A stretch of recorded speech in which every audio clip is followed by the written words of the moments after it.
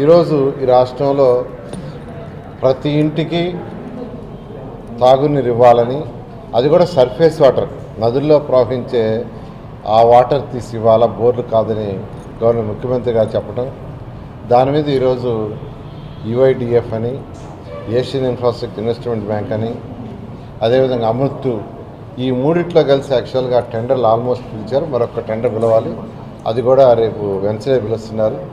అది కూడా పిలిస్తే టెండర్లన్నీ అయిపోయి 14,000 కోట్ల రూపాయలకి డ్రింకింగ్ వాటర్కి ఈ రాష్ట్రంలో 123 మున్సిపాలిటీస్ పిలిచాం. 14,000 కోట్లకి, 14,000 కోట్లతో యాక్చువల్గా వర్క్స్ స్టార్ట్ కాబోతున్నాయి.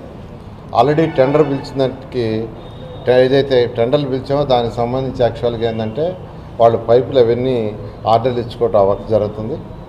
అది అయిపోగానే బహుశా మార్చిలో వర్క్ స్టార్ట్ చేసి 2 సంవత్సరాల్లో అది పూర్తి చేసి 14,000 కోట్లు కంప్లీట్ చేస్తే దాదాపు ఈ రాష్ట్రంలో ఉన్న అన్ని మున్సిపాలిటీలో ప్రతి ఇంటికి tap water, surface water, treated water ఉంటుంది.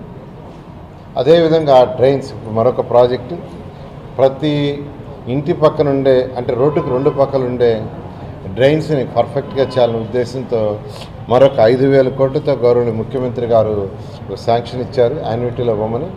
దాన్ని